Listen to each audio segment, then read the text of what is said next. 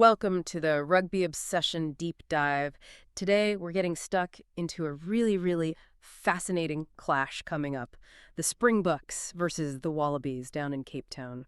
We're going way beyond just the score prediction here. We're digging into what makes this rematch so massive, especially after their last encounter. We've got some great insights, some surprising facts lined up that honestly should get you totally clued in. And speaking of staying clued in, make sure you hit that subscribe button for Rugby Obsession, so you don't miss out on any more deep dives like this one. Oh, absolutely. There's huge anticipation around this one, isn't there? The material we've looked at really paints this picture of, well, incredibly high stakes, a lot of emotion bubbling under the surface, and some really intriguing tactical battles shaping up. This definitely isn't just another game. It feels like a proper narrative unfolding. Okay, let's unpack that narrative then. The last time they met, Ellis Park. Springboks lost 38-22 in the end. But look, that scoreline, it just doesn't tell the whole story, does it? Our sources show the Boks were absolutely flying at the start. 22-0 up. 3 tries, inside 18 minutes? Yeah, it looked completely done and dusted at that point. And that's what's so fascinating here, the Wallabies' resilience. Just incredible. They didn't just stop the bleeding. They somehow clawed their way back, scored, 38 points without reply, and grabbed their first win at Ellis Park in, 62 years. Yeah. That sort of comeback, well, that builds serious belief in a team. Mm-hmm. And then you think about the Boks. Watching a game just completely unravel like that. In about 7 minutes, apparently, Rassie Erasmus, he just said it was not lekker, which, for anyone who doesn't know, that's putting it mildly. It means not good, unpleasant. You can almost taste the frustration. So yeah, this isn't just a loss they need to bounce back from. The sources are calling it a wounded beast situation. Fueled by built-up hatred is the phrase used. They'll be breathing fire for this rematch. Definitely. And that raises a huge question, doesn't it?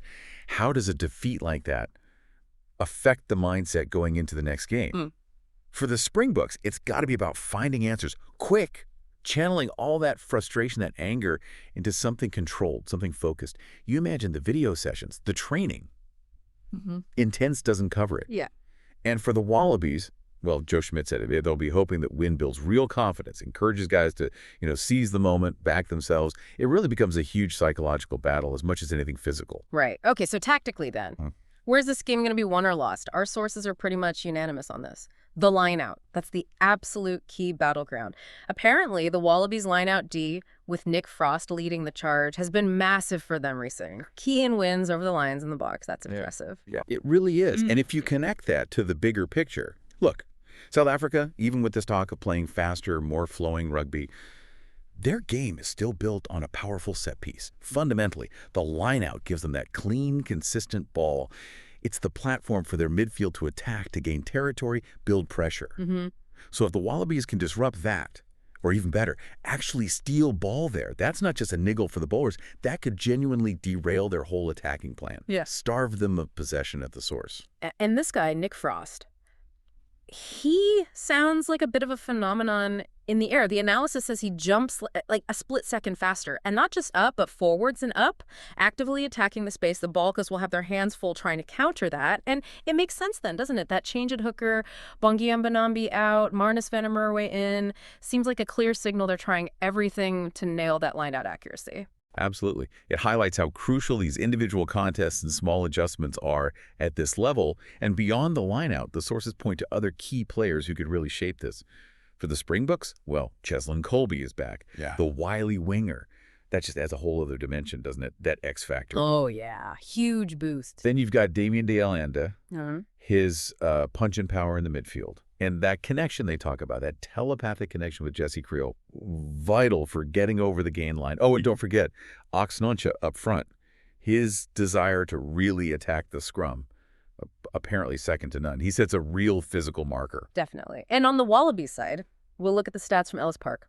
Tom Wright had a stormer. 107 meters carried, couple of line breaks, beat 5 defenders. He was electric. And Max Jorgensen on the other wing, described as a real menace.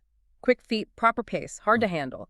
And obviously the big men. Will Skelton bringing that physicality, setting the tone. And Nick Frost, again, not just the lineout, but his all-round game. They'll be massive figures.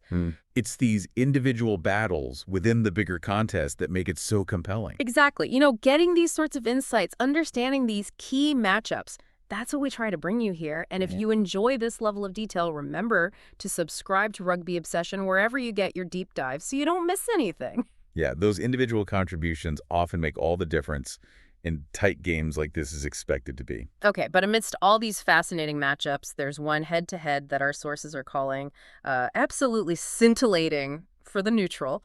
Handre Pollard versus James O'Connor. The fly half battle. That should be something special. Oh, definitely. Two proper quality operators, both in really good nick. Pollard, well, he finished the season strongly with Leicester and seems to have carried that straight into the Springbok jersey. Looks incredibly assured. Right. But O'Connor's story, it's quite something, isn't it? He was basically in the test wilderness for 3 years. 3 years. Then he comes back last week. Yeah. And just steers the ship like he'd never been away. Composed, skillful. Huge credit to him. Yeah, incredible comeback. And the way these two tens get their backlines moving, both teams can play that fast, expansive rugby when they get it right. Yeah. It really feels like whichever fly half executes better on the day gets their team on the front foot. That could be the difference maker. Our sources, they're predicting a genuine test match classic. A real fire and brimstone contest, fueled by that Bok anger and that new Wallaby confidence, and the actual prediction. Springboks. But only just. Springboks by 5 points. That's a nail-biter. It is. And that scoreline, that tight margin, it really sums up the tension, doesn't it? It's not just about skill versus skill here. It's about that emotional energy we talked about, stemming from that last game. And you can't discount the history either. Springboks versus Wallabies, it always means something extra. Think about some of those classic battles over the years. Always close, always intense. Yeah, absolutely. Loads of history there. So yeah, you look at the build-up, the key areas like the line-out, the star players. It just has all the ingredients for a really, really special match. It absolutely does. It's shaping up to be one you don't want to miss. So look, we've laid out what our sources are saying, the key things to watch for. But we really want to hear from you. What stands out for you in this clash? Who are you backing? Why? Drop us your predictions. Let us know what makes this game, or maybe rugby in general, so captivating for you. Is it the tactics, the passion, the big hits? Yeah, and maybe something to think about beyond just who wins or who plays well. What is it about the whole story? The comeback narrative like last time, or maybe the resilience shown, the tactical chess game, that raw emotion. What part of that really connects you to a match like this? What keeps you hooked on rugby? Something to mull over. Great question. Well, we really hope you've enjoyed this deep dive into the Springboks versus the Wallabies. It's definitely more than just 80 minutes of rugby, isn't it? It's a real testament to rivalry, skill, and that fighting spirit. It's been brilliant fun unpacking it all. The passion and the smarts that go into preparing for these games. It's fantastic.